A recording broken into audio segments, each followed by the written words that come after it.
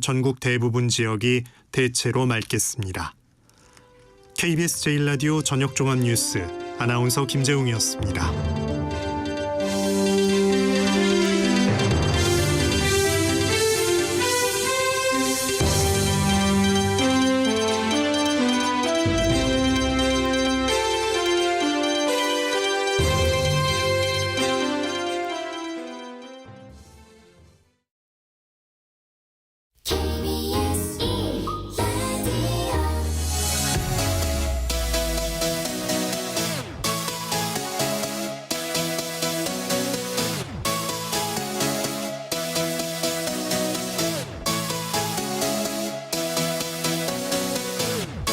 KBS 열린 토론.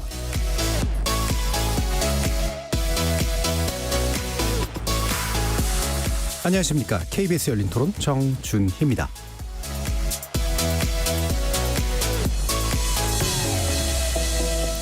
이번 주 금요일 KBS 열린 토론은 지적 호기심에 목마른 사람들을 위한 전방위 토크, 줄여서 지목전 토크 시간입니다.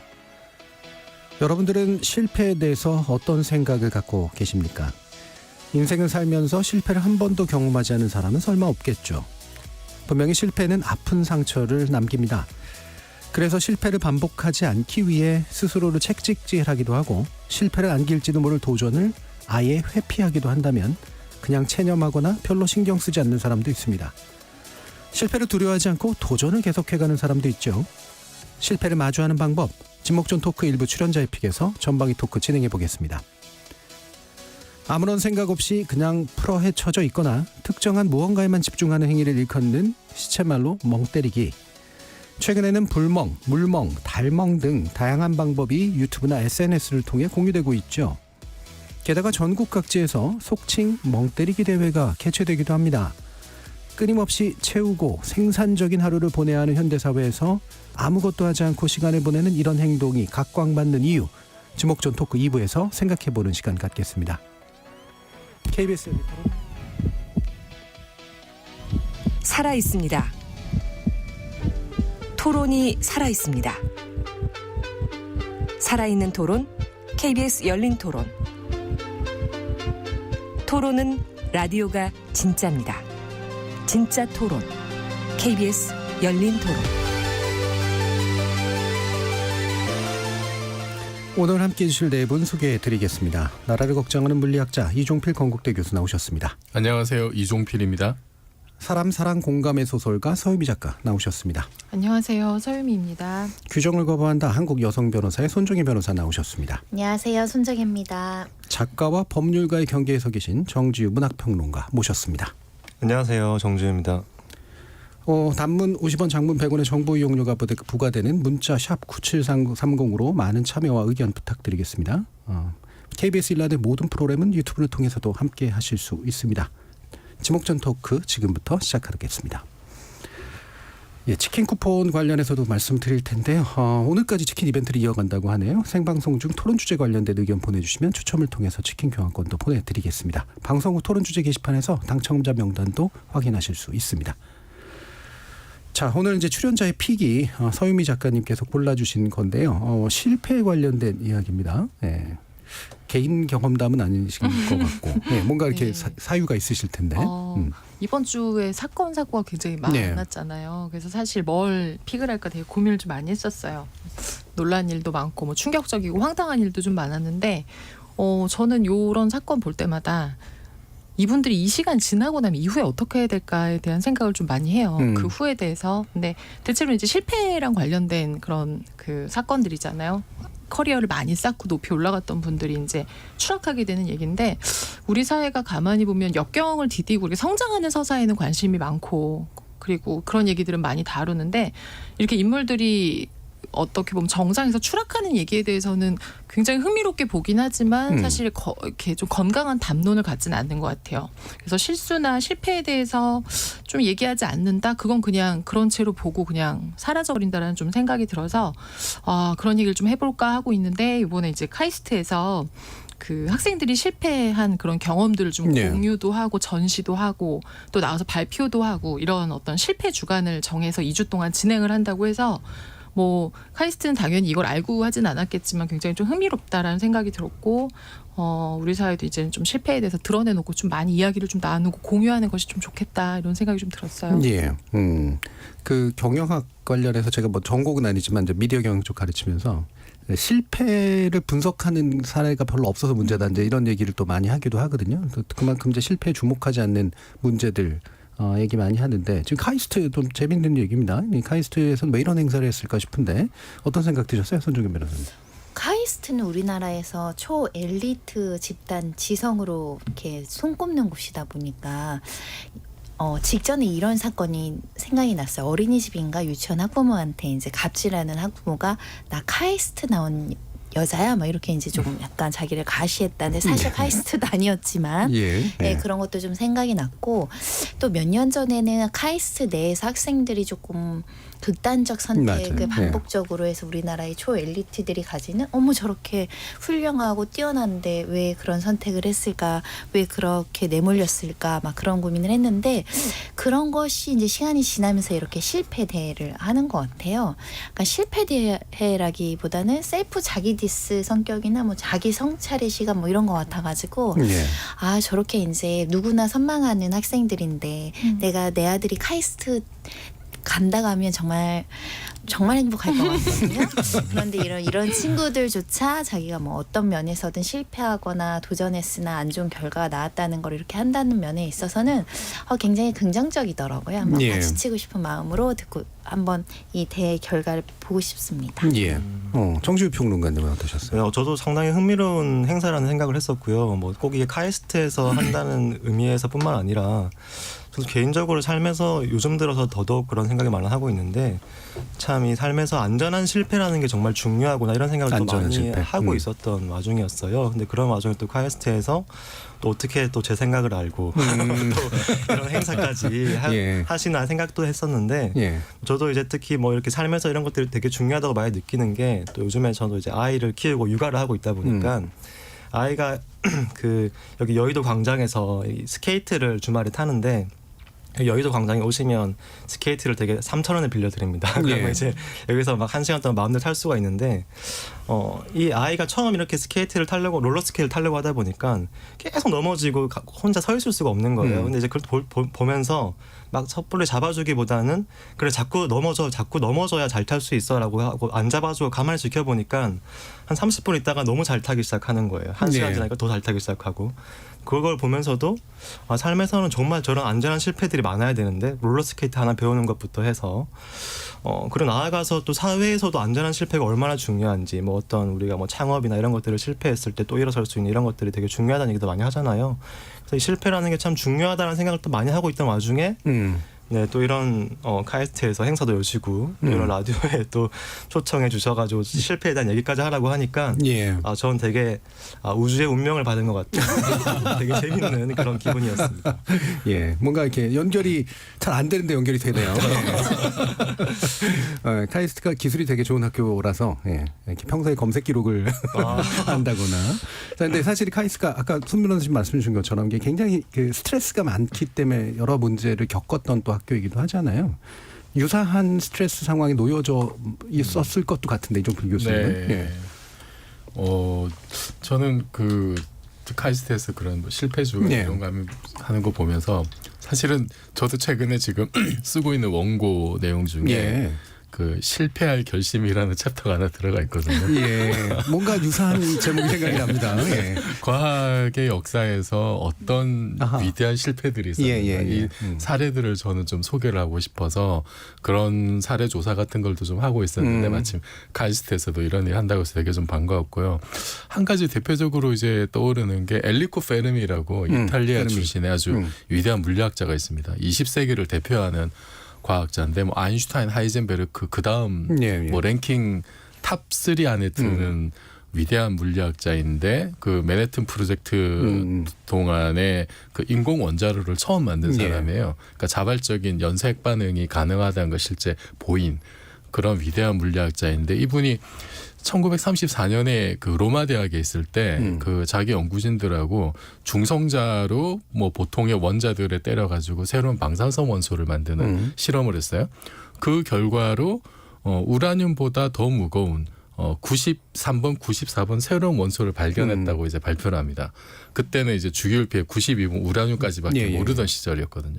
사케가 굉장히 놀랐고 그 관련된 업적으로 엘리코 페르미가 1938년에 노벨 물리학상을 단독으로 수상을 해요. 중성자 관련된 연구로.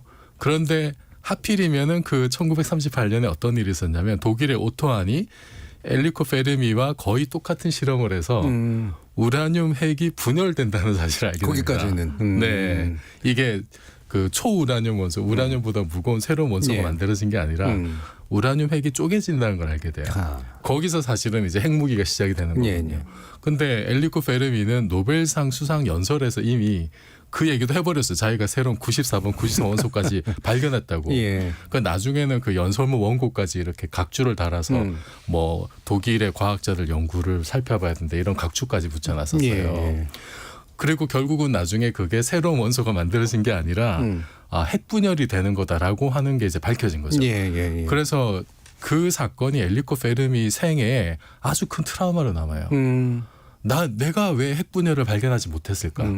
이것 때문에 굉장한 죄책감 내지는 이제 실패감, 열패감을 안고 살았다고 이제 그런 정황들이 보이거든요. 그 위대한 엘리코 페르미도. 근데 사실은 과학하는 입장에서 보자면은 하다 보면 그럴 수도 있는 거고. 그리고 그런 어떤 실패 경험이 있다고 해서 엘리코 페르미의 어떤 업적이나 이런 것들이 전혀 뭐 손상받거나 이런 것도 사실은 아니고 그런 일들은 과학에서 아주 흔하게 일어나는 일들인데 그런 것들은 또 이제 교과서나 이런 데 보면은 잘 또 드러나진 않아요. 그래서 과학의 역사에서 그런 실패와 성공이 이게 뭐 선 긋듯이 나누어지는 그런 경우도 그렇게 또 많지도 않고 좀 이런 사례들도 널리 좀 많이 좀 알렸으면 좋지 않을까 하는 생각도 듭니다. 아마 여기 주변에 평범하신 분들이 그게 실패야? 뭐 이러면서 이제 눈을 동그랗게 뜨고 이제 바라보시기도 할 거예요. 근데 그 개인에게 있어서는 굉장히 뭔가 창피함과 함께 결합되는 뭔가 심리적인 게 있었을 것 같아요. 어쨌든 잘못된 결과를 얻었고 뭐 그 관련된 걸로 노벨상까지 받고 이랬으니까 나중에 이제 아닌 걸로 밝혀져서 사실은 좀 그럴 수 있죠. 자, 그러면 이제 그 이 실패 오늘 나오는 어떤 실패담을 보고 이제 이분들이 어떤 분들인지 아마 알 수 있을 것 같은데 뭐를 도대체 하시는 분들인가? 나름의 실패담이나 실패 경험 같은 게 혹시라도 각인되어 있는 게 있으신지. 손 변호사님이 씁쓸하게 웃고 계십니다. 많아. 너무 많아서. 가까이는 이제 변호사니까 승패가 있어요. 그러니까 내가 이 재판을 하면서 이길 것 같은 재판이 있고 지더라도 이런 걸로 질 거라고 예상하는 재판들이 통상적으로 있는데 불이탈하고 저희는 표현해요. 생각지도 않게 패소를 한 거죠. 그 충격이 어마어마합니다. 이제 첫날 이제 패소 판결 받으면은 와 판결문 열어보는데 마음의 준비가 필요합니다. 일단 의뢰인한테 그걸 전달을 해야 되잖아요.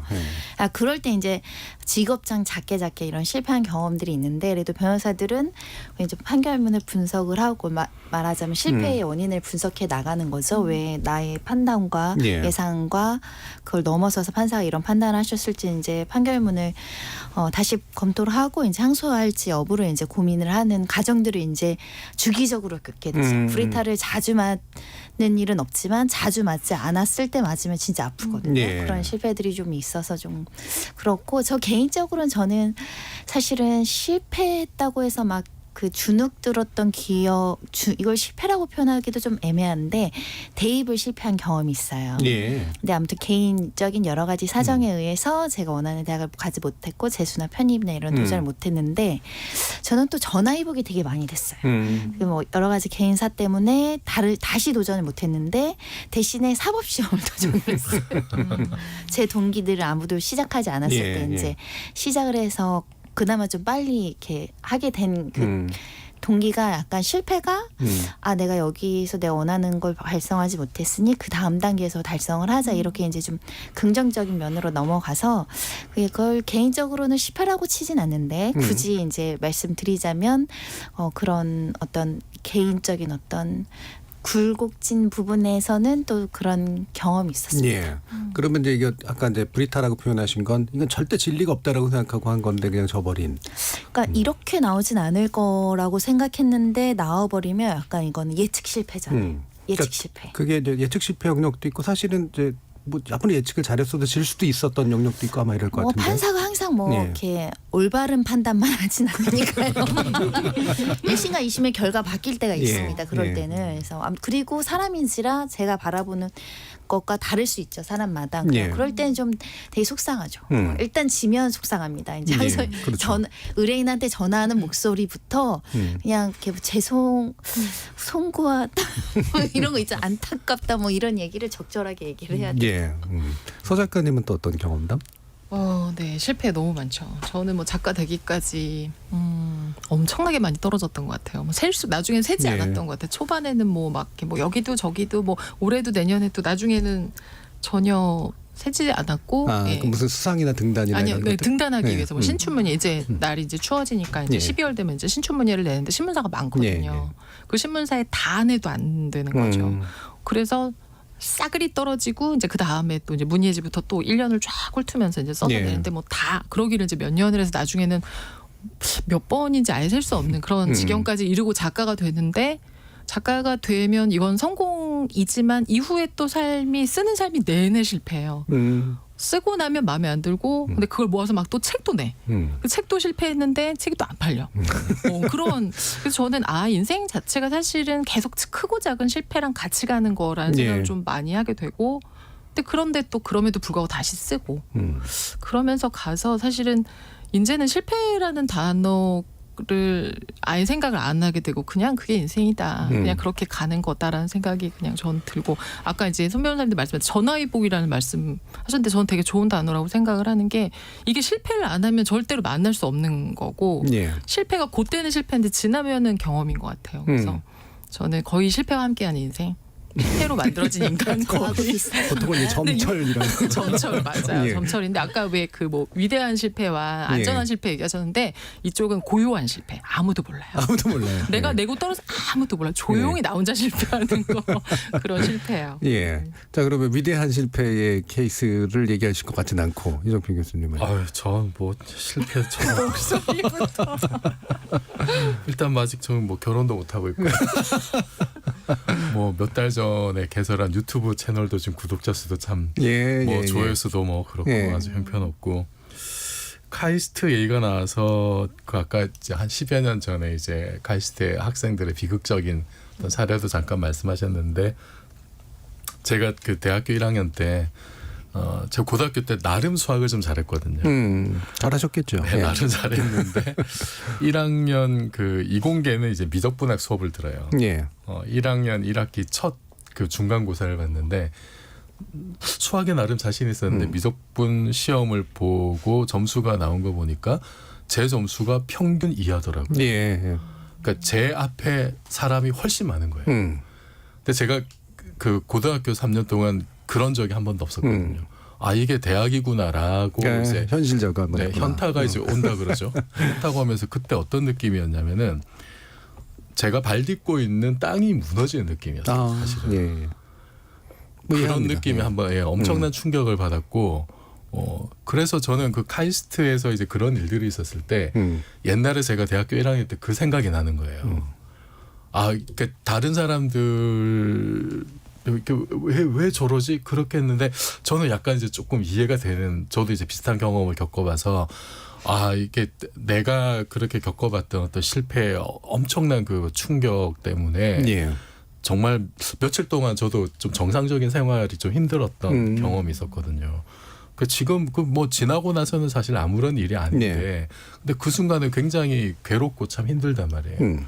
그래서 사실은 이게 또 따지고 보면은 그냥 뭔가 실패 없이 정답을 잘 찾아가야만 어떤 성공하고 살아남는 그런 우리 교육의 또 병폐지 않을까라는 생각도 들고 이런 거는 좀 실패라고 이렇게 좀 이렇게 하지 않는 그런 풍토도 좀 필요하지 않을까 싶은데 이게 워낙 뭐 입시도 치열하고 해서 어떻게 이게 개선점이 있을지는 잘 모르겠습니다. 그리고 뭐 이건 뭐 옛날 사례이기도 하고 뭐 최근에 뭐 여러 가지 사례도 사실은 많은데 여기서 다 말씀드리지 못하는 지금도 여전히 뭐 말씀드리지 못하는 실패 사례들이 굉장히 많다는 점만 좀 말씀드릴게요. 말씀하시면 더 실패하실 것 같아요. 애써 쌓아올린 게 막 무너지고. 그래서 이 실패 학회 실패 대회가 되게 특이하고 용기 있는 것 같아요. 저희도 지금 얘기를 하라니까 말이 없어서 얘기를 하는데도 꺼내놓고 얘기하기 어렵죠. 잘못 얘기한 것 같고 나의 약점을 드러내는 것처럼 보이기도 하고. 이게 실패라고 얘기했을 때 또 다른 사람이 그게 실패가 아닌 것 같은데 실패라고 말하니까 또 그 약간 그런 것도 신경 써야 되고 그런 점들에 있어서는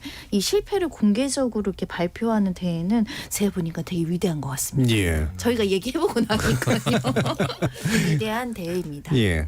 안전한 실패에도 또 정 작가님은 얘기해 주셨는데. 네. 저는 세 분 말씀 듣다 보니까 저는 세 분의 실패들 다 합친 종합 실패 세트구나 이런 생각이 드는 게 말씀하신 것처럼 이제 변호사 일을 하시면서 뭐 겪었던 패소의 경험, 뭐 저도 이제 변호사 일도 겸하다 보니까 그런 경험들을 하면서 어떻게 의뢰인한테 전화하지?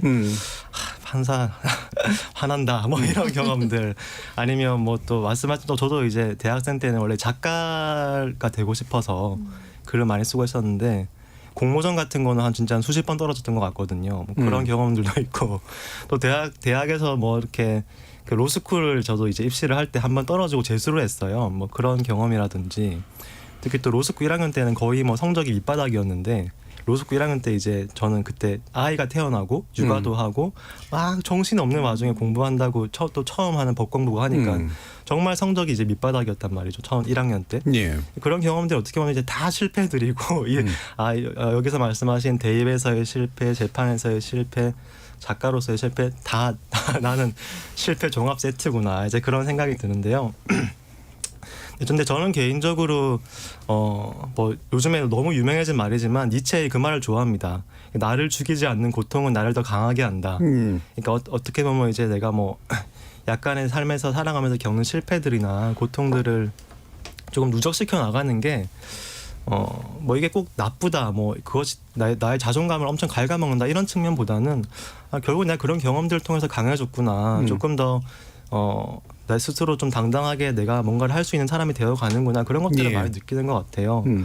요즘 또 제 아내 같은 경우에는 오늘도 차를 부셔 먹어가지고 제가 가서 지하주차 내려가가지고 그 차를 다시 대주고 했거든요. 제 아내도 지금 1년째 운전 중인데 차를 거의 지금 한 10번째 부셔 먹고 있어요. 근데 그러면서 이제 운전이 언젠간 늘겠죠. 늘고 있는 것 같긴 한데 그런 식으로 뭐든지 좀 실패를 해봐야 늘지 않을까 그런 생각을 하고 있습니다. 자, 이 KBS 1라디오로 전국에 아내의 실패담을 얘기를 하신. 사실 제 입장에서는 그렇게 차를 부셔먹는 아내라도 있었으면 좋겠다. 오늘 굉장히 짠합니다. 우리 남편은 자기 차 키를 저를 안 줍니다. 자동차 문제에 가니까 다들 빵 터지시는 사구공사님께서 예전에 SNS 본 글이 생각납니다. 아들이 게임을 하는데 failed라고 떠서 아이가 물어봤대요. 아빠는 다시 하라는 뜻이 하라고 대답했다고 합니다. 실패는 다시 도전할 수 있는 기회인 것 같습니다. 굉장히 훌륭하신 대응이네요. 8156님께서 한국이 다른 국가들에 비해 실패에 대한 관용과 공감이 사회적으로 허용되지 않는 좀 야박한 곳인 것 같습니다. 심지어 군대 갔다가 다쳐서 경력 공백이 생기는 것조차도 개인의 잘못인 양 바라보는 시선은 뼈 아픕니다.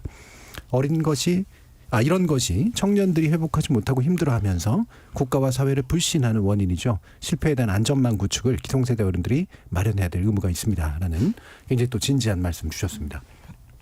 사실 이렇게 말씀 나오는 것처럼 이제 어떤 마음 자세를 갖느냐도 되게 중요하지만 사회 분위기가 어떠냐라고 하는 것도 사실 굉장히 중요한데 저는 말씀을 듣다 보니까 이제 나도 실패담 얘기해야 되나 뭐 이런 고민들을 하다가 이 실패가 도대체 뭘까라는 사실 그것에 더 가까워졌어요. 이게 승부에서 이제 이기고 지구의 문제도 있을 수 있고, 뭐 아마도 이제 뜻을 세웠으나 그것을 이루지 못한 거, 이제 그래서 실망하게 되는 상황도 있을 수 있고, 그래서 실과 패가 합쳐져 있는 건가 싶기도 한데 주로 보면 이제 시험이나 성적 얘기를 또 많이 하시거든요. 온 다양한 종류의 실패들이 있을 텐데 또 여기 계신 분들이 굉장히 또 모범생들이라 이런. 뭐 중간한 거 가지고 그렇게 또 실패라 그러나 이런 분들도 분명히 계실 테고요. 근데 어쨌든 실패는 굉장히 두려운 일이죠. 그래서 왜 이런 실패가 이렇게까지 두려워졌을까? 특히 우리 분위기는 확실히 그런 게 좀 더 있는 걸까? 저는 그 시험 성적 이야기하면 또 그 평균적으로 전 국민들의 어떤 기준치가 다 다르니까 다른 이야기를 하자면 예. 제가 또 이혼 상담을 많이 하니까 이게 인생에서 내가 사람을 잘못 선택했다는 그 실패감 때문에 이혼 자체는 사실은 그렇게 두렵지 않다고 생각하거든요. 요즘 재혼하시는 분들도 많고 혼자 사시고 아예 결혼 안 하시는 분들도 많으니까. 근데 그 이혼 자체를 내가 실패했다고 보시는 분들이 굉장히 많아서 우울감 때문에 더 힘든 경우가 많더라고요. 특히 이제 이혼 분야도 그렇지만 이제 사기 사건 상담할 때도 그래요.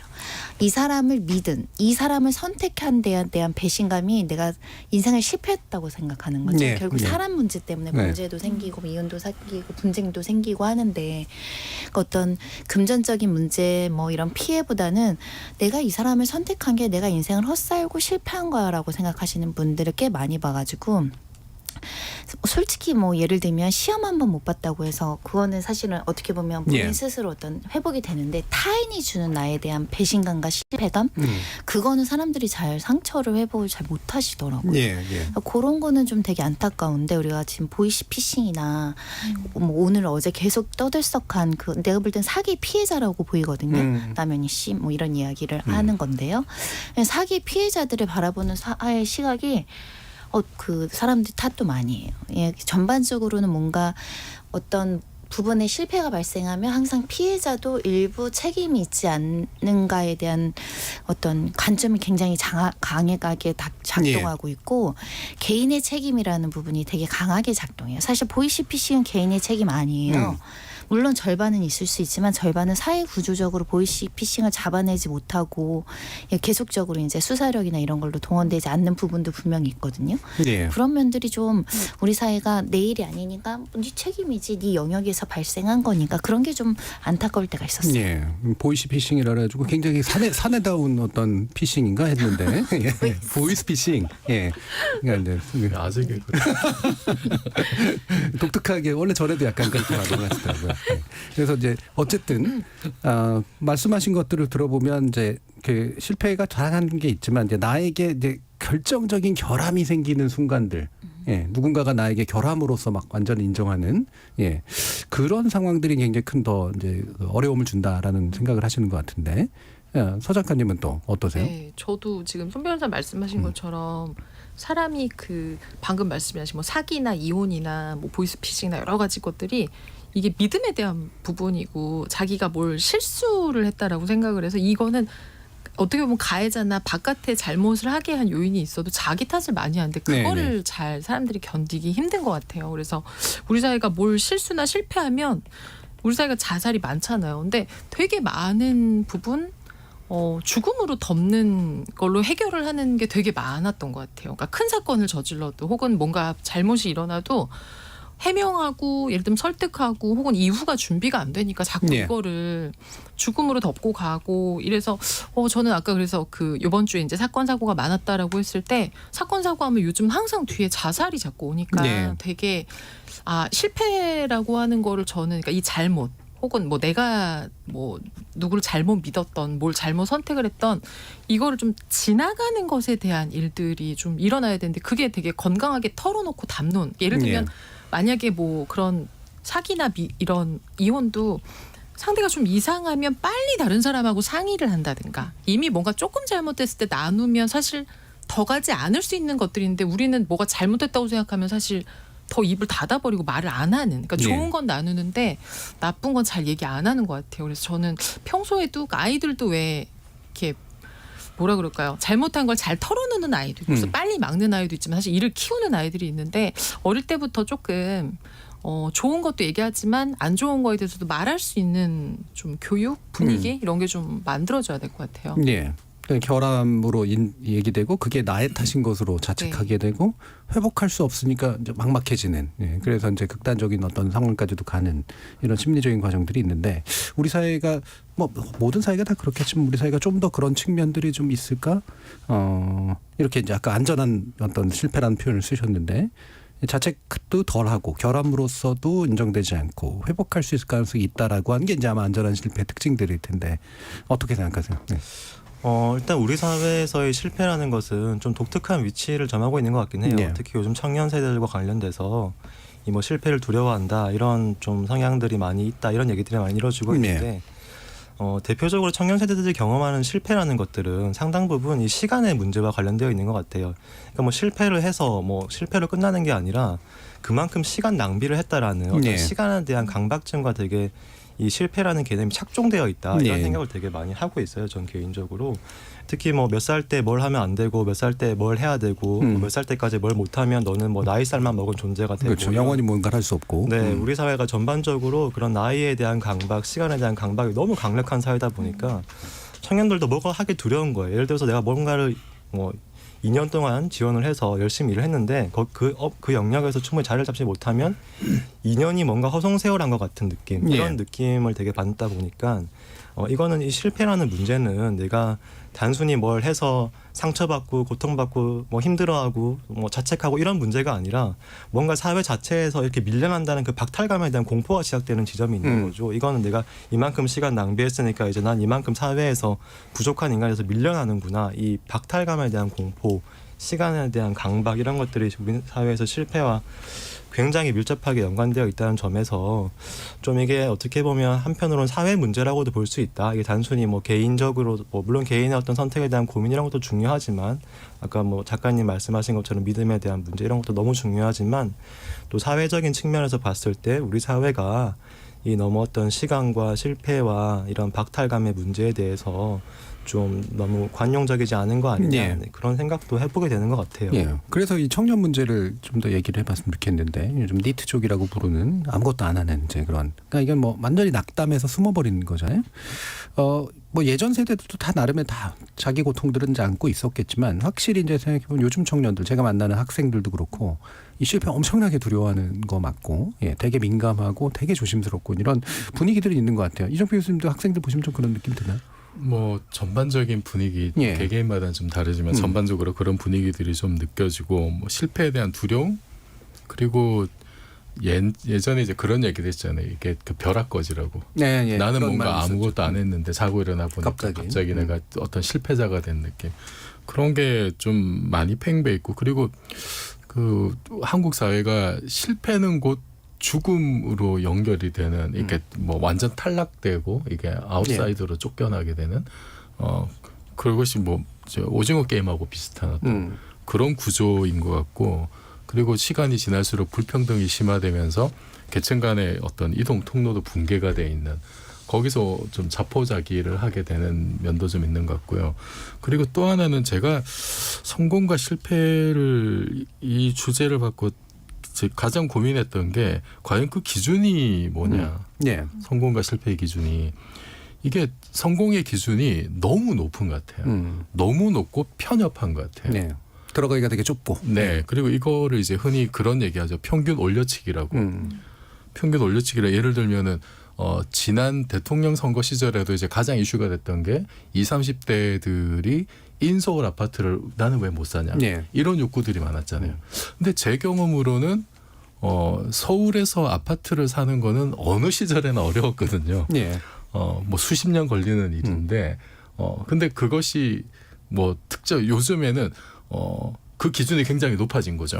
2030이라도 서울에 아파트 한 채는 있어야 된다라는 어떤 그런 기준이 생겨버린 그러지 않으면 뭔가 실패한 것 같아요. 그런 거를 조장했던 그 뭐 투기세를 그런지 모르겠습니다만 그런 걸 굉장히 많이 조장을 했는데 제가 찾아보니까 통계청에서 발표한 그 2021년 임금 근로 일자리 소득 결과 임금 근로자 평균 월 소득이 333만 세전 그런데 중위소득 그러니까 1등부터 10등까지 했을 때 5등이나 6등에 해당하는 사람의 중위소득이 250만 원이에요.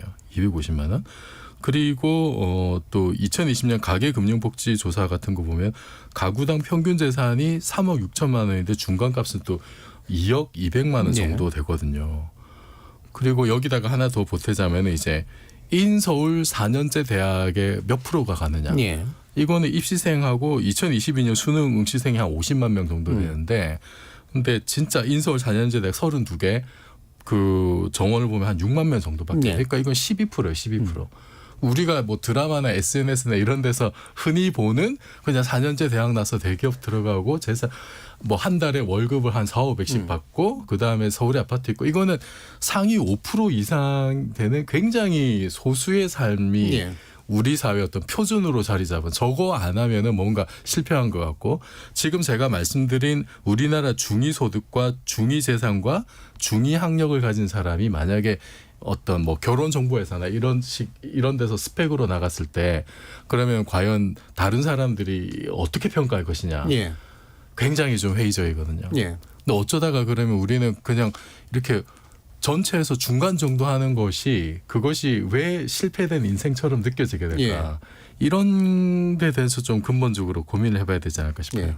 예전에 그 비슷한 얘기할 때 제 친구의 그 이모님이 그런 얘기했는데 중간 네. 이거를 다 같이 하는 게 정말 어려운 일이라고. 그렇죠. 독립 사건이네. 이게 네. 다 합쳤을 때 확률적으로 엄청 떨어지는 일인데 어느 하나만 못해도 이제 확 하고 떨어지니까. 그러니까 이것 때문에 사실은 그 열패감을 더 많이 가지는 것 같고 특히 SNS를 통해서 비춰지는 모습은 정말 상위 1% 정도고 예. 그것 때문에 사실은 또 결혼을 꺼려하게 되는 결혼해서 저 정도도 못 살 바에는 그냥 결혼 안 하겠다라고 하는 어떤 그런 예. 분위기도 좀 있는 것 같아서 예. 좀 안타깝습니다. 그러니까 이른바 이제 평균 올려치기라고 요즘 네. 표현되고 있는 지나치게 높고 좁아진 그리고 그거 외에는 모든 것이 실패처럼 받아들여지는 상황. 예. 손 변호사님. 직업의 효능감에 대해서 우리나라가 좀 관대하지 않은 측면이 있어요. 직업에 대한 차별의식. 그러니까 우리가 이제 공부를 많이 하는 국가잖아요. 교육열도 높고 고등교육 하시는 분들 많고 뭐 대학원뿐만 아니라 뭐 요즘 박사, 석사 많이들 하셔가지고 그런데 막상 나와서 뭐 누구나 선호하는 뭐 대기업이나 전문직이나 공기업이나 공무원 이에 이제 다른 직업을 선택해야 될 때 사람들이 너는 거기 공부를 그렇게 해가지고 그런 직업을 선택하니 네. 그렇게 처우가 안 좋다. 비슷비슷한데 누구는 또 여기서 이런 복지나 연봉을 받고 다른 중소기업은 이렇게 하다 보니까 아예 그 정도 급여나 그 정도의 어떤 노동에 대한 가치를 받을 바에는 좀 쉬고 다른 기회를 찾아보겠다라고 하면서 좀 루즈해진 면이 좀 네. 있는 측면도 있어요. 직업에 대한 어떤 괴리인 거예요. 사실 급여가 좀 적더라도 성장해 나갈 수 있고 내가 근로노동을 통해서 내가 뭔가 가치를 창출한다는 게 의미가 커야 되는데 우리 어른 세대들도 너 거기서 월급 얼마 받아 이걸로 이제 그 사람의 직업적 가치를 평가하니까 뭐 연봉 높은 데야 그렇지만 우리가 아직 중소기업이나 작은 그 뭐 소상공인 이런 데에서는 월급 그렇게 많이 줄 수가 없거든요. 그래서 그런 걸로 너무 이렇게 등급 매기고 점수 매기는 사회적인 분위기가 있다 보니까 눈에 안 맞으면 취직 잘 안 하고 취직했다가 하더라도 조금 안 맞으면 좀 나오고 뭐 그런 면도 있지 않을까 좀 생각이 들고요. 기본적으로 그리고 생계에 문제가 없는 사람들이 많이 니트족을 하는 것 같아요. 부모한테 그래도 최저 생계비를 얻을 수 있다거나 예. 이런 상황들이 이제 주어지니까 좀 쉬면서 좀 살펴본다 이런 느낌도 있는데 부모 세대들은 좀 그게 답답해 보일 수 있겠죠. 예, 뭐 그 나이 돼서 부모한테 네. 용돈 받는다 이렇게 되면 이제 혼나는 상황인데 요즘은 그 연령이 좀 늦어지고 있는 것 같아요. 예전엔 20대 중반만 돼도 가서 일해야지 집에서 놀고 있으면 등짝 맞았죠. 근데 요즘에는 다들 이제 대학원 갔다 오면 30살 넘고 막 이러니까 30 몇 살까지는 장가 안 가도 좀 봐주고 일 안 해도 좀 봐주고 이런 분위기도 있는 것 같습니다. 예. 그 굉장히 좀 듣다 보면 예. 그 굉장히 달관한 듯한 또 느낌도 있으세요. 예. 네, 아니 달간이 아니라 그냥 사회적인 시대의 흐름이 이분들도 집에만 있고 싶진 않았겠죠. 나를 네. 인정해주고 내가 원하는 눈높이에 맞는 적정한 어떤 노동의 가치를 할 수 있다라면 기꺼이 나갔을 텐데 그게 안 돼서 발생하는 문제도 네. 있어가지고 딱히 등짝을 맞아라 이렇게 하기가 쉽지가 않네요. 예. 그래서 마지막으로 우리 서 작가님께서 이걸 함부로 극복이라든가 막 이렇게 해봐도 도전이 소중한 거야. 젊으면 뭐 어쩌고 저쩌고 이렇게 얘기를 하는 게 별로 위로가 됐고 자극은 될 것 같지는 않은데 네. 그래도 이제 어떤 이야기를 좀 해주고 싶으세요?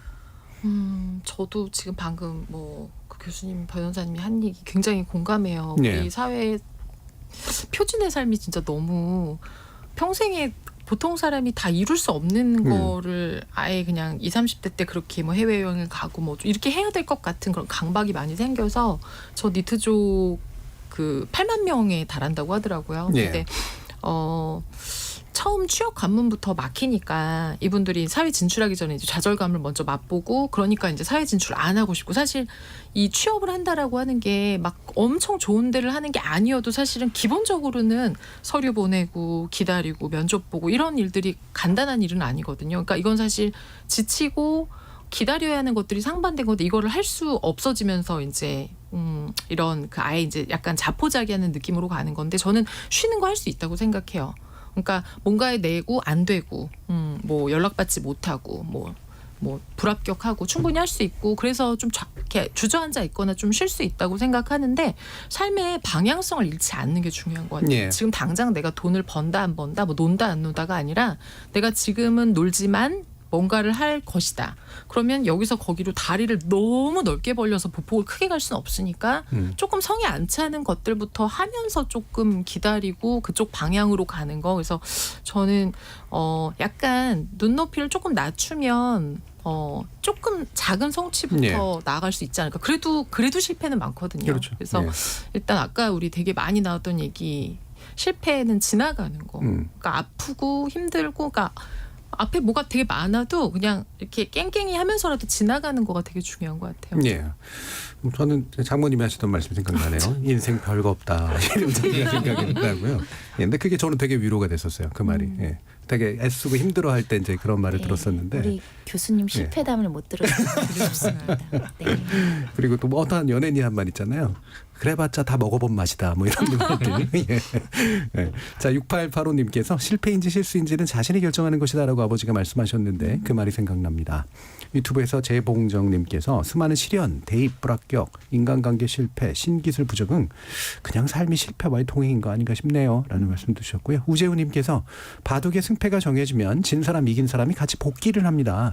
이긴 사람은 그 이유를 진 사람은 그 원인을 함께 찾습니다. 실패와 성공은 항상 공존하죠. 이분법에서 벗어나야 된다고 생각합니다. 라는 말씀도 주셨습니다. 자, 오늘 실패에 관련된 이야기로 또 특히 지금 청년 세대들이 겪고 있는 이런 스트레스에 관련된 이야기도 좀 나눠봤는데요.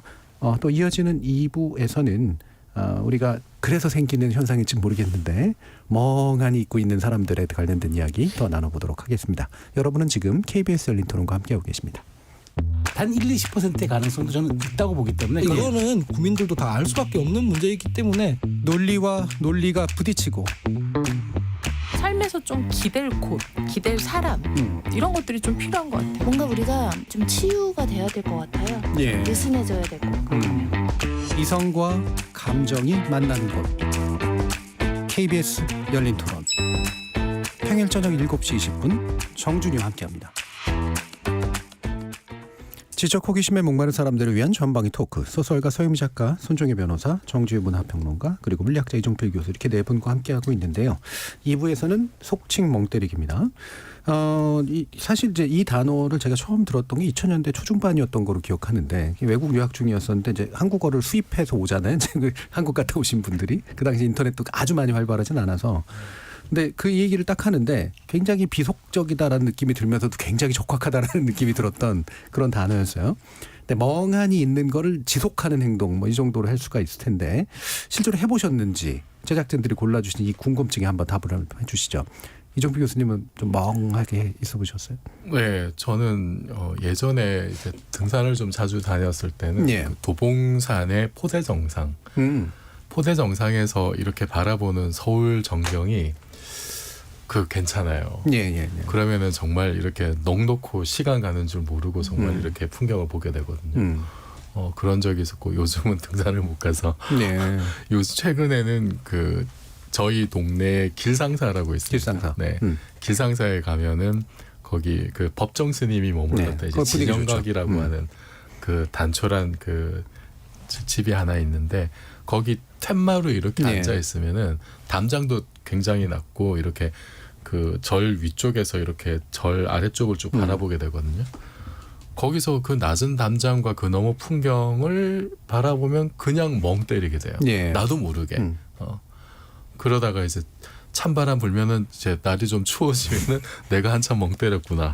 콧물 흘리면서 내려오고. 네. 그래서 다른 분들에게도 좀 이런 공간, 그러니까 저 같은 경우에는 길상사의 그 툇마루가 굉장히 좀 보물 같은 장소이긴 합니다. 그렇죠. 툇마루. 또 게다가 이제 약간 내려다 보이는 그 고요한 분위기 이런 것들 주로 내려다 보시는군요. 자, 정 작가님은. 저는 어릴 때 이렇게 멍 때린다는 얘기를 정말 많이 들었던 것 같아요. 특히 부모님은 저의 가장 중요한 특징 중 하나가 저 아이의 정체성은 멍 때리는 거다 이렇게 생각하셨던 것 같아요. 너는 항상 무슨 생각하고 있니? 항상 무슨 뭐 말 좀 해라. 무슨 생각하고 있는지 모르겠어요. 제가 거의 한 유치원생 때부터 그 얘기를 들었던 기억이 나거든요. 밥 먹을 때도 항상 뭔가 멍 때리고 있고. 근데 저는 이제 기억이 나는데 저는 뭔가 생각을 하거나 보고 있었어요. 예를 들어서 그 제가 어렸을 때 쓰던 컵이 있었는데 그 머그컵에는 이 강아지가 몸이 엄청 길었어요. 그래서 그 긴 강아지가 이 컵을 한 바퀴 돌면서 이렇게 몸이 쫙 이어지는 그 되게 긴 닥스훈트 같은 강아지가 그려져 있는데 그거를 계속 뱅글뱅글 돌리면서 얘 꼴이 언제 나오나 계속 보고 나름대로 뭔가를 보면서 생각을 하고 있었거든요. 근데 이제 부모님 보실 때는 쟤는 멍 때리고 있는구나 이렇게 생각했었고 또 저도 뭐 차를 탔을 때 이럴 때도 그냥 말 안 하고 그냥 가만히 이렇게 뒷좌석에 앉아있을 때가 많았으니까 너 무슨 생각하니 하면 저는 뭐 혼자 뭐 이렇게 막 공상을 하고 있거나 상상을 하고 이럴 때가 되게 많았었는데 마찬가지로 그러다가 학교에서 혼난 적도 있었죠. 뭐 수업 시간에 집중 안 하고 무슨 생각하느냐. 뭐 그때는 또 요즘에는 그렇게 학생들이 그냥 멍 때리고 있는 경우가 많다고 하는데 그때는 또 그러고 있으면 되게 혼났을 때였으니까 그래서 그런 멍 때리는 것에 대한 정체성이 너무 강한 유소년기가 기억이 나는데요. 반면에 요즘에는 그렇게 멍 때리는 시간 자체가 잘 있는 것 같지는 않아요. 항상 뭐 스마트폰을 보고 있거나 뭐 글을 쓰고 있거나 뭐 하다못해 육아를 하고 있거나 뭐 뭔가를 항상 한다고 하루가 너무 바빠가지고 좀 멍 때리는 것에 대한 약간의 좀 그리움? 약간 그게 요즘엔 또 디톡스라고 하잖아요. 그러니까 좀 디톡스하고 싶다, 멍 때리고 싶다, 나도 가만히 있고 싶다 이런 약간 결핍이 있다고 해야 될까요? 좀 그런 요즘인 것 같습니다. 하던 걸 못해서 굉장히 괴로운 정 작가님 말씀. 손 변호사님. 저는 아시겠지만 항상 움직이고 있는 사람이기 때문에 멍 때리는 걸 사실 좋아하지 않습니다. 저는 한 시간에 한 가지 일하는 것도 시간이 아까워요. 네, 운전하면서도 뭘 듣고 뭐 정보를 근데 유일하게 멍을 때릴 때가 있는데요. 요즘엔 좀 캠핑을 못 가는 캠핑 가서 불멍하는 건 너무 좋아요. 그것도 이제 길게는 못 하고 애들 다 이제 텐트 안에 들어가서 뭐 보라고 하고 앉아서 한 20분 30분이라도 이렇게 약간 홀짝홀짝 뭐 마시면서 불멍하는 건 정말 강추합니다. 불멍이 목적입니까? 술이 목적입니까? 두 개가 결합되면 정말 최상의 불멍이 됩니다. 그래서 그런 불멍을 좀 해보다 보니까 이 멍 때리기 대회 이런 것들 나가는 심정이 좀 이해가 되고요. 네, 좋습니다. 근데 그게 이렇게 좋게 말하면 이제 멀티태스킹에 능하신 거고 나쁘게 말하면 되게 부산스러운 거잖아요. 어느 쪽이세요? 저는 멀티캐. 네. 근데 굉장히 그러면 힘드실 텐데 불멍 정도로 이제 해결을 하시는. 저는 사실은 머리가 복잡해지면 그런 강력한 영화, 드라마 콘텐츠를 찾아봐요.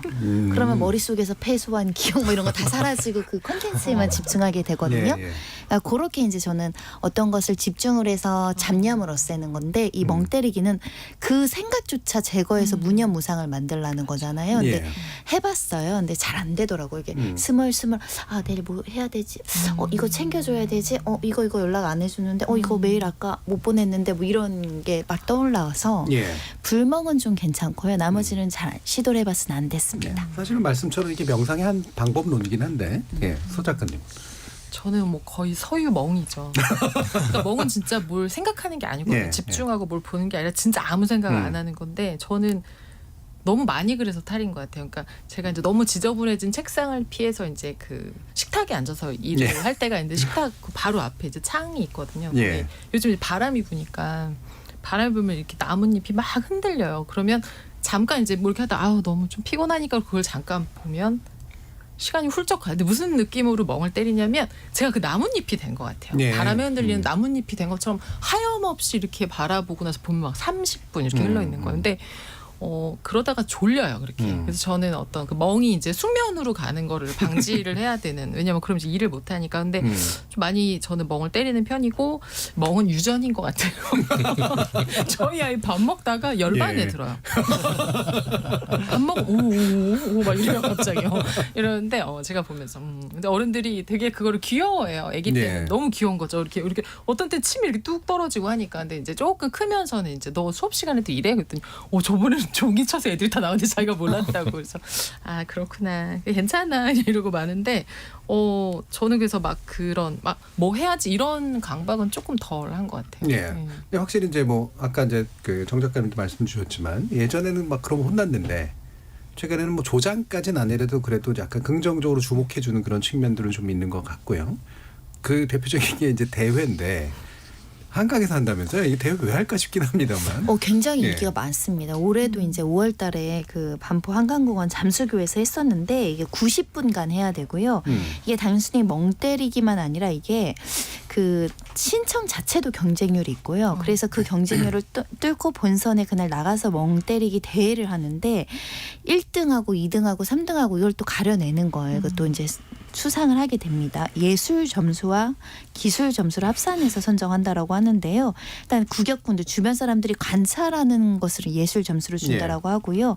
또 15분 간격의 심박 체크로 기술 점수를 도출한다라고 하는데 휴대폰 확인하면 안 되고 졸아서도 안 되고 웃어서도 안 되고 뭐 잡담하는 행위는 모두 탈락 사유라고 하거든요.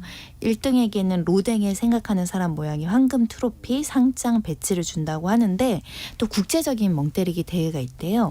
여기에 이제 수상한 1등은 참여하는 초대권을 준다라고 하고 모든 참가자에게 인증서를 준다고 하는데 구경꾼들도 막 그 관찰하고 있으면 막 긴장돼서 심장박동이 올라갈 것 같은데 아무튼 매년 여기 그 코로나 때를 제외하고는 굉장히 많은 사람들이 참여를 하고 있고 뭐 연예인 가수분도 한번 참여했다가 상 타신 분도 있고요.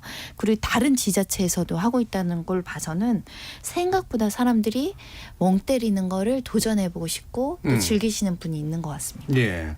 이게 예술 점수하고 기술 점수를 합상해서 선정한다고 그러는데 예술 점수는 지켜보는 사람들이 쟤는 정말 잘하는 것 같다라는 남의 평가고 기술 점수는 좀 더 객관적인 평가를 심박 체크를 해서 하는 그래서 나름 멍한 것에 대한 기준이 세워져 있고 그걸 누군가가 미학적으로 평가한다 뭐 이런 정도로 이해가 돼서 우승한다는 건 되게 잘한다는 건데 잘하는 분들 중에 보면 하나 팬이라서 잘했다 뭐 이런 분들도 계시는 것 같고요. 사연이 굉장히 중요할 것 같은데 이종필 교수님. 저는 자이언츠 팬이라서 예, 이해가 돼요. 예. 사실 저 같은 경우도 올해 초에 자이언츠가 1위도 하고 막 그랬었거든요. 설마 그랬는데 역시나 하더라고요. 이제 시즌 끝나고 나서. 그래서 하나 팬 분들이 이렇게 그냥 그분이 이제 인터뷰한 내용 보니까 그냥 이제 뭐 너무 익숙하게 멍하니 그냥 아무런 생각 없이 이렇게 달관에서 넋놓고 그냥 경기만 보는 거죠. 그냥 지는 것에 너무나 익숙해져 있고 저는 그 마음이 이해가 되거든요. 제가 자이언츠 경기를 볼 때마다 늘 겪는 일이고 그리고 이게 그 어떤 거냐면은 그냥 엄청난 무력감이 생겨요. 우리 팀이 내가 응원한 팀은 계속 치고 있는데 내가 뭔가 할 수도 없고 뭔가 바꿀 수도 없고 이게 뭐 1, 2년도 아니고 자이언츠는 지금 30몇 년째 지금 우승도 못하고 있고 거기서 그러면 이제 다 내려놓게 되거든요. 다 내려놓고 그냥 완전히 이게 그 몸을 어떻게 뭐 할 수 없는 그런 상태에서 정말 그냥 반강제적으로 몸을 이렇게 모든 걸 다 내려놓게 되는 그런 상태에서 정말 이렇게 멍 때리게 되는 그러니까 경기에 집중하는 거하고는 이게 또 좀 다른 얘기예요. 전혀 다른 이야기. 그래서 저는 그러니까 이게 좀 어떻게 보면 인생의 본질이라는 생각이 좀 들어요. 우리가 앞에 주제에서 그 실패에 대해서 이야기했는데 저는 사실 그 실패를 꼭 만회해야 된다라든지 아니면 실패가 언젠가는 전화위복이 될 것이다. 이런 생각조차도 좀 안 했으면 좋겠다는 생각이 들어요. 제가 인생을 한 50년 넘게 살아보니까 전화위복이 되는 실패는 별로 없어요. 거의 없어요, 사실은. 그냥 실패는 실패로 끝나고 아픔으로 남고 그거를 그냥 평생 안고 가야 되는 그런 경우가 훨씬 많더라. 전화위복으로 이제 연결시키는 거죠. 굳이 그렇게 하는 게 그런 강박관념에서 벗어나야 되지 않느냐. 그것을 벗어나는 방법 중에 하나가 그러니까 멍 때리는 게 그러니까 하나 팬의 멍 때림은 그런 멍 때림인 것 같아요. 그 모든 걸 이제 다 안고 가는 이 또한 인생이고 좀 그러니까 너무 그것에서 벗어나려고 몸부림치는 것이 그것이 오히려 인생을 괴롭게 만드는 것 같아요. 그래서 이게 나만 그런 것이 아니고 모든 사람의 인생이라고 하는 것이 그런 실패와 내가 어쩔 수 없는 그런 순간들을 함께 안고 가면서 때로는 그 어쩔 수 없음에 그냥 내 몸을 내던져 버리고 정말로 그 상태에서 이제 넋을 놓고 멍 때리는 그게 저는 인생의 일부다. 그거를 그렇게 받아들이는 게 오히려 좋을 것 같습니다. 서유민 작가님도 유전적으로 이제 멍족이신 분께서 그러니까 되게 좋은 뭔가가 있으시잖아요, 그렇죠? 그리고 실제로 뭐 현대 의학에서나 이런 데도 많이 당연히 얘기를 하고 이게 필요한 부분이기도 하고 네. 불가피한 부분이기도 하다고 그러는데 전도를 한번 해주시죠. 전도까지 이런 지경이 올 줄이야.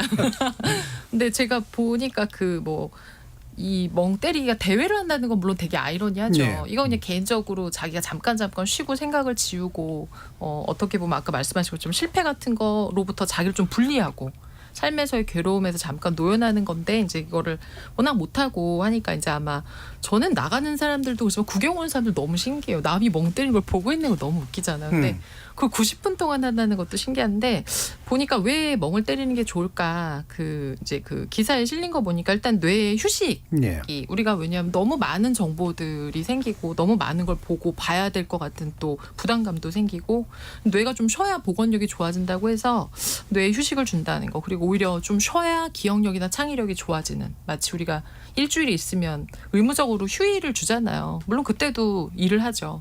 프리랜서들이 그러니까 어쩔 수 없어요. 쉬는 날이 없어요. 그래서 근데 이제 아무튼 쉬어야지 더 좋아지는 어떤 아이러니. 그러니까 결국 멍 때리기는 아이러니의 어떤 미학인 것 같아요. 우리가 뭘 열심히 해서 나가야 뭘 이루고 잘할 것 같은데 그게 아니라 의도적으로 조금 멈추고 지우고 그리고 그러니까 결국 육체적으로 뇌나 눈이나 이런 데도 좋지만 좀 쉬어줘야 나아갈 수 있는 거. 그래서 저는 조금 아까 이제 불멍 얘기하셨는데 아마 이렇게 활동적이고 그리고 뭔가를 바쁘게 해야 되는 분들한테 사실 멍을 때려야 된다는 것 자체도 조금은 이렇게 압박이 될 수 있을 것 같아요. 내가 멍을 때려야 되는데 근데 제가 보기엔 좋아하는 거 이렇게 보면 마음이 편안해지는 아까 말씀하신 장소도 좋고 그런 대상만 있으면 저는 좀 휴식이 될 수 있다. 그러니까 텔레비전 보고 이런 거는 멍 때리는 거 아니거든요. 그래서 그런 거 말고 저는 자연 좋더라고요. 아까 나무 얘기했는데 저는 바다 되게 좋고 저는 여행을 가면 여행지가 별로 의미가 없어요. 그냥 물만 있으면 되는데 침대에 누워서 이렇게 밖에 물이 이렇게 왔다리 갔다리 거 하염없이 보고 있거든요. 너무 좋아요. 그래서 그런 거를 하나씩 딱 정하시면 좋을 것 같아요. 유튜브에서도 스페코님이 그렇게 얘기하셨어요. 경치를 보면서 멍 때리는 것과 TV나 스마트를 보면서 멍하니 있는 거는 좀 다르지 않겠습니까? 0042님께서 아무것도 안 하는 멍과 적극적으로 무언가 하라는 대회가 함께한다니 좀 모순 같은데요. 항상 바쁜 현실의 반대급부 같긴 한데 뭐 하는 걸까 싶기도 하네요. 라는 그런 말씀 주셨습니다. 지난 주말에 대전에서도 대회가 있었다고 하네요. 그러면 이렇게 멍하니 있는 것이 좋을 필요도 있고 또 어쩔 수 없이 또 그렇게 되는 것도 있는데 또 그렇게 하지 못하게 만들고 방해하는 거. 아까 정 작가님께서 여러 사례를 얘기해 주셨는데 육아 문제까지도. 자, 이게 정말 잘하시던 일을 못 하시게 되는 상황. 굉장히 힘드실 것 같은데. 제가 이제 제 삶에서 멍 때리기 결핍의 시대를 살고 있다 이런 말씀 드렸는데 그게 너무 제가 제 삶의 케이스를 우리 사회로 일반화하는 것 같긴 하지만 우리 사회도 일종의 멍 때리기 결핍의 시대를 겪고 있는 게 아닌가 그런 생각도 하게 됩니다. 워낙 이 스마트폰 이런 게 너무 우리 손에 가까이 있다 보니까 스마트폰 자체가 거의 도파민 생산 기계잖아요. 거의 끊임없이 쇼츠, 릴스, SNS, 온갖 유튜브 알고리즘에서 끊임없이 자극적인 소비 할 것들, 뉴스라든지 이런 것들이 너무 넘쳐나다 보니까 사람들이 집단 멍 때리기 결핍증을 앓고 있는 게 아닌가. 그래서 이제 이런 대회도 유행을 하고 너도 나도 몰라 나도 좀 멍 좀 때리고 싶다. 이런 어떤 열망도 생기는 것 같고. 또 제가 이제 이렇게 육아를 하다 보면 제 주변에 이제 육아하는 분들이 많다 보니까 육아야말로 디톡스다 이렇게 말씀하시는 분들도 있어요. 왜냐하면 이게 좀 아이에게 집중하고 있는 동안은 딴 생각이 안 드는 거예요. 스마트폰도 안 보게 되고 쇼츠, 릴스, SNS, 빨간색 좋아요, 알림 이런 거 안 보게 되니까 아이를 만지고 아이를 씻기고 아이랑 놀다 보면 좀 디톡스가 된다 이렇게 말씀하시는 분들도 있어요. 실제로 저도 이제 공원 같은 데 나가서 이렇게 모래로 땅을 파고 있다 보면 저도 약간 이제 거의 아무 생각 없이 땅을 계속 혼자 파고 있는 거예요. 그리고 이제 주변에 있는 그 육아하는 부모들도 보고 있으면 다 약간 넋이 나가 있는 아, 저분들 디톡스하고 있구나. 예. 저분들 참 지금 한강까지 갈 필요 없겠다. 이제 참 좋은 시간을 보내고 있구나 이런 걸 느끼는데 예. 이런 시대에 뭐 저출산 저출생 시대에 육아가 하나의 디톡스가 될 수도 있겠다. 예. 그런 생각도 드네요. 예, 오늘 저기 재상측께서 특별히 모신 정재우 작가님은 아무래도 무슨 홍보대사로 이제 모신 그런 느낌도 좀 듭니다. 굉장히 긍정적으로 지금 해석을 해주셨는데. 더불어 되게 좋은 아빠신데요. 애 보는데 휴대전화 안 보는 건 예, 예. 되게 맞아. 집중해서 잘 봐주시는 애가 흙을 것 먹어도 막 그렇죠. 그 아내한테 한번 걸리면 이제 예. 저도 아이들 어렸을 때 그 정말 맥포머스와 그 레고 블록을 하염없이 예. 쌓았다 부쉈다가 쌓았다 부쉈다가 했던 기억이 있는데 그걸 그렇게 디톡스라고 표현해 주시니까 또 굉장히 아름답게 느껴지기도 하고요. 예. 근데 이제 그 순간을 넘어서면 아이들이 굉장히 부산스러워하고 소리 지르게 하고 막 그렇습니다. 아무튼 좋은 아버님이 알게 돼서 너무 감사하고요. 일단은 무념무상이 사실 안 돼요. 현대사에서는. 저는 그냥 제 생각을 말하는 거예요. 왜냐하면 끊임없는 그러니까 뭐 SNS, 뉴스 이런 걸 안 봐도 그냥 개인적으로 뭐 누구랑은 가사 일을 해야 되고 회사 일을 해야 되고 뭐 육아 일을 해야 되고 하지 않으면 돌아가지가 않으니까 사람들이 뭐 자발적으로라도 멍 때리기를 하려고 했다가도 누군가의 소환돼서 전화를 받게 되고 누군가의 소환돼서 뭐를 차려야 되고 이런 부분이 있어서 현대사회는 참 멍 때리기는 쉽지 않은 구조다 그런 생각을 저는 하게 되고요. 그래서 이제 멍 때리기를 강제적으로라도 이렇게 대회 열어서 참여하겠다고 생각하시는 분들이 계신 것 같아요. 근데 제가 만약에 상상을 해봤어요. 90분간 나한테 한 자리에서 아무 생각 안 하고 있으라 하면 되게 건강한 사람만 할 수 있을 것 같아요. 일단 다리가 저릴 것 같고요. 허리가 아플 것 같고요. 그래서 스트레칭 안 할래 안 할 수가 없을 것 같은데 그거를 지키면서 상을 타신 분들은 정신적으로만 건강한 게 아니라 신체적으로도 건강하신 것 같습니다. 부러워하는 거로 지금 끝내줬는데 네. 지금 유튜브에서 남말님이 아무것도 안 하는 상태를 못 견뎌서 멍 때리는 것마저 명분이 필요한 거다라고 누가 그러더라고요. 라는 그런 말씀 주셨습니다. 이게 어쨌든 상황을 만들어서 그거라도 하게 이제 하는 이제 그런 이유를 이제 제공하는 거겠죠.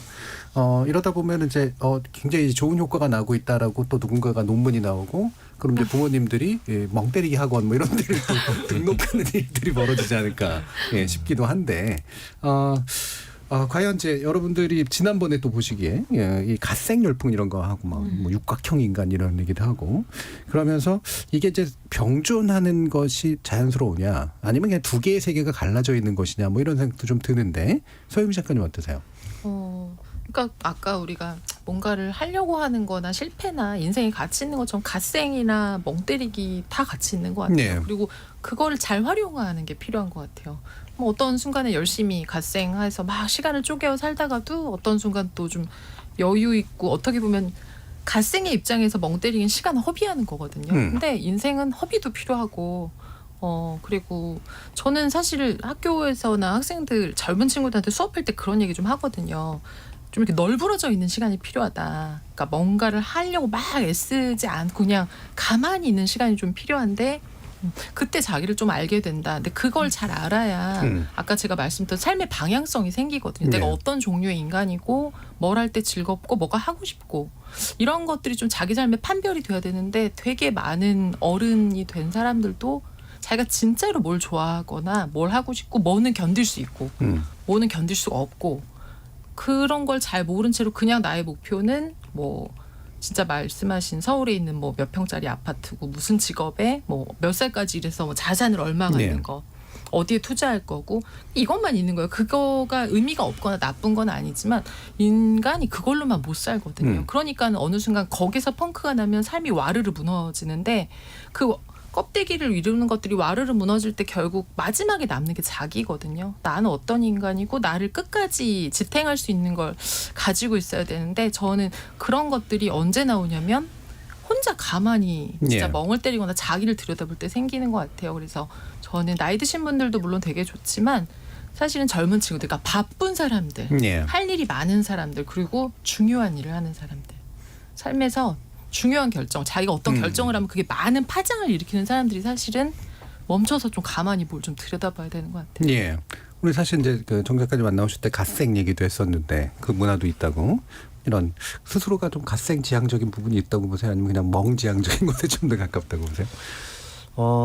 글쎄요. 뭐 저 같은 경우에는 이제 요즘 그 유행하고 있는 갓생 열풍이라는 예. 게 있고 다들 뭐 말씀도 하셨다고 하셨는데 그게 사실 갓생이랑 거의 이제 뗄 수 없는 게 이제 번아웃이라는 생각이 들어요. 네. 그래서 이제 갓생 살기 뭐 미라클 모닝 새벽부터 일어나가지고 엄청나게 열심히 인생을 살고 그래서 우리가 막 뭐 부업도 하고 사이드 프로젝트도 하고 막 엔잡로에 막 엄청 인생을 막 풍요롭게 살아가는데 그것이 결국 어떤 우리 시대의 뭐 번아웃 현상과 되게 직결되어 있는 것 같고 또 그것들이 마찬가지로 이제 이런 어떤 이 디톡스, 그러니까 디지털 디톡스와 뭐 이런 멍 때리기 열풍에까지 또 이렇게 이어지는 측면이 있는 것 같은데 저 같은 경우에는 이제 어릴 때는 이제 멍 때리기 지향하는 어떤 그런 소년이었다면 나이 들수록 좀 여러 가지를 하고 싶어지는 것 같아요. 그게 어떻게 보면 좀 내가 어렸을 때 이루지 못한 꿈들도 너무 많아지는 것 같고 난 소설가가 되고 싶어. 나도 반지의 한 편 쓰고 싶었는데 지금 나이만 먹고 있고 어떡하지? 막 이러니까 막 인생에 막 좀 급해지는 거예요. 마음이 이것도 하고 싶고 저것도 하고 싶고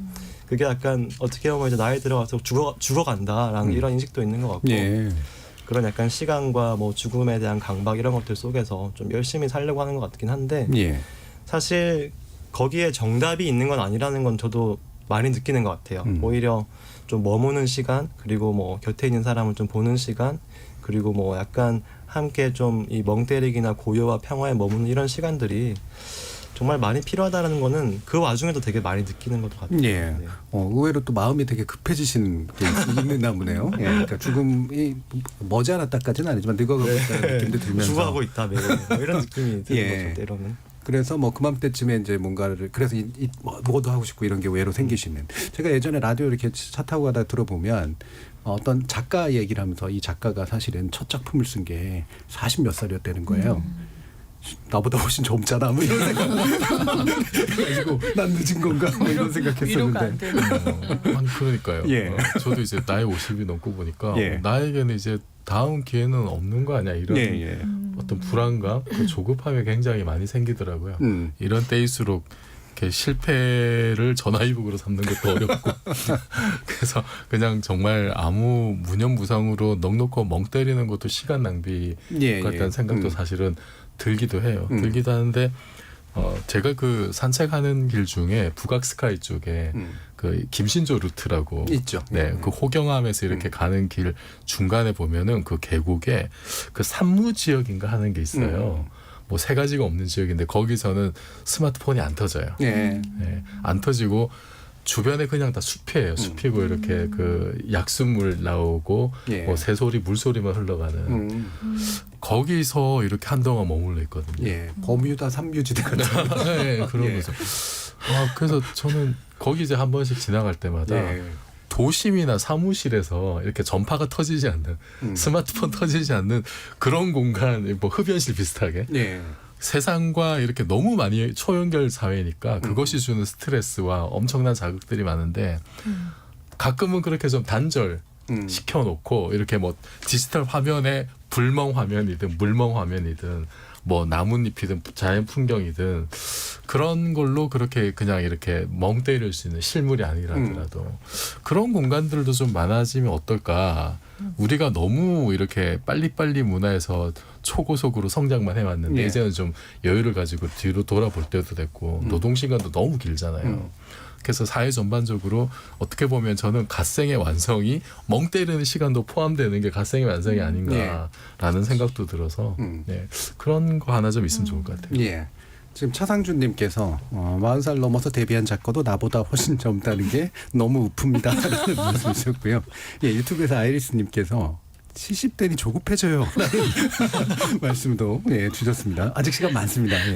그리고 조혜승님께서 실패에 대한 두려움도 크지만 아무것도 하지 않고 가만히 있는 것에 대한 초조함도 굉장히 큽니다. 매 순간 힘들다, 피곤하다 입에 달고 살면서도 마음 편히 쉬지 못하는 제가 답답할 때도 있습니다. 라는 말씀 주셨습니다. KBS 열린 토론 지적 호기심에 목마른 사람들을 위한 전방위 토크. 오늘은 실패를 마주하는 다양한 방법 그리고 멍 때리기가 주는 위안에 대해서 전방위 토크 진행해봤습니다. 오늘 함께해 주신 손정혜 변호사, 정지우 문화평론가 그리고 이종필 건국대 교수 그리고 소설가 서유미 작가 네 분 모두 수고하셨습니다. 감사합니다. 감사합니다.